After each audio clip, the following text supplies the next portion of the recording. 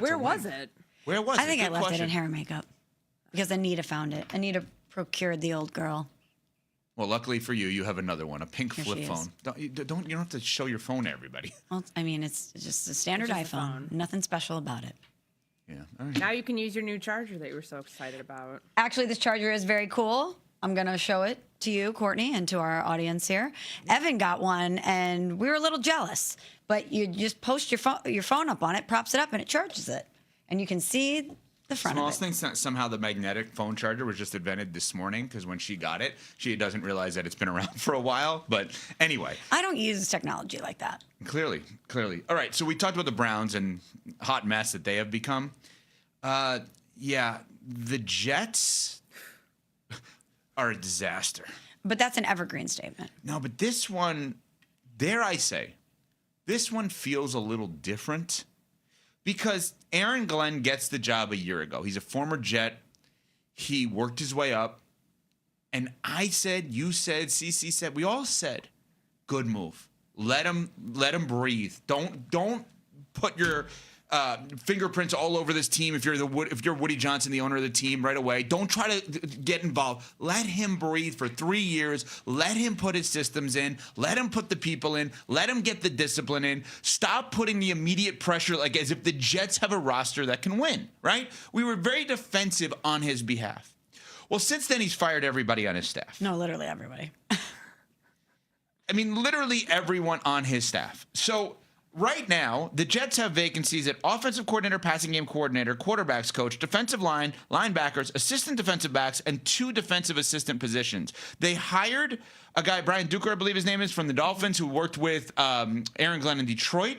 But Glenn is going to call plays. Nuno Miguel Barrera Teixeira, a Giants fan, was all interested, rightfully so, in his former defensive coordinator, Wink Martindale, potentially getting that job. Right. And there was some good buzz, like, okay, the Jets are stepping up their game here. He was at Michigan last year. And Nuno, to your knowledge, what happened with your guy Wink here? So apparently they had all these conversations. Wink flew into the city this past weekend. I guess finalized the deal. He had his staff, ready to go. And then he was told, oh, you'll be the DC, but you're not calling plays. I'm going to handle calling plays, which apparently wasn't a conversation they had ever up until the point he landed in New York City. Okay, now I'm setting – this is a big setup because it's needed. I'm setting this up with now the other thing where Damian Woody, a former Jet, ESPN NFL analyst the other day, threw out there the idea of why not just clean house at this point. Now – I don't like that for Aaron Glenn. The exact tweet is, so the Jets fired damn near the whole staff. Why not just wipe the slate clean at this rate? Smalls, Courtney, what is going on here? And are you concerned about this franchise more than you normally are in terms of the dumpster fire that the Jets have yet again become?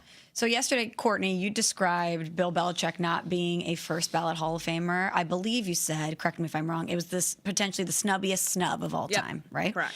Is this the jettiest jet move that we've seen in a minute? They had a butt fumble. They had Sal Alosi, the training guy, tripping a player on the field. Okay, but let's just take a step back, though, and look at what's happened in the NFL over the past couple of weeks. Mm-hmm. We had the most insane NFL head coaching hiring cycle that we've had in a minute. We had guys like Mike Tomlin walk away. We had guys like John Harbaugh and Kevin Stefanski become available. We had all these different people, Mike McCarthy. We had Rob Saleh. We were talking about Mike McDaniel maybe finding a new home as a head coach. Obviously, he lands with the Chargers. But you had a lot of very impressive names that were out there to be had. And the Jets were saying, no, we believe in Aaron Glenn. We believe in this vision. We have a plan. But then the plan is to what? Fire everybody and say whatever the plan was last season that you were so steadfast in believing in, really you don't believe in at all, and you're going to completely wipe the slate clean and reboot it moving forward? How in any way does that make sense? And how in any way, if you're a Jets fan, can you have 1 ounce of confidence in this organization, your head coach, and the front office? They keep firing people. And obviously, I think you have to stop at a certain point because you run out of coaches to fire. But Evan, I think that if my math is correct, there are 8 openings right now. And yesterday they announced 5 names that they brought in to interview for the offensive coordinator position. So Darrell Bevell has been around. He's been in Detroit. He's been in Miami. He and Aaron Glenn have overlap. Ronald Curry, Frank Reich, who I know you love. It's not that I love. I just think he made sense for the Eagles. But yes, go ahead. For sure. But like obviously like a respected name. Yeah. And there's like two others. So there's 5 offensive coordinator openings, or five candidates for the offensive coordinator opening, and they're just getting started here. Look, the combine is 3.5 weeks away, just about under a month. And you pretty much have to have your coaching staff in place before you go to Indianapolis and kickstart the path towards free agency. They've created more work for themselves unnecessarily, but I also think it shows about Aaron Glenn and his ability to build a staff in year one that completely failed, that shouldn't give Jets fans any trust in this guy that he can do it right this time around. Most staffs in year one don't look great, but they usually don't look this bad to where you're firing everyone, more or less, at this point of the offseason. And it wasn't like they did this. Remember, they were out. Nobody needs a reminder on that. They were out. They played Week 18 like everybody else that wasn't in the playoffs, and they started their Black Monday, the Monday after the season ended, Monday after Week 18. Why did it take this long to announce all of these firings? And yes, contracts run out however many days after the season ends. About 10 days after, that's when contracts that are set to expire.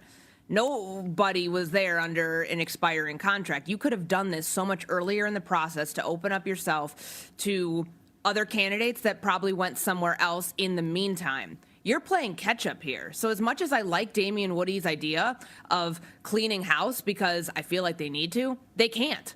They can't. They missed their window to do that. If they were going to do that, they were doing that the Monday after Week 18 and taking the L and saying, look, we're paying for, there's 3 players who are accounting for 30% of our salary cap next year that aren't on our roster that we're going to be paying, and we're going to be dealing with a brand new coaching staff. If there was any time to do it, they missed the window to do it, and it's going to be an even bigger, what do we call it, the jettiest Jets thing that they could have ever done, Michelle? Yeah. Well, but I've said the entire time, and I reiterated moments ago, 3 years, then I'll evaluate Aaron Glenn. 3 years, I'm going to give him time. I'm going to let him build this thing up. I'm going to let him install his discipline and his way of coaching, etc. Then I'll evaluate after 3 years. Am I wrong? Do we need to change that to 2 years? Because we're doing it after 1 year now, basically. But they're giving you reason to.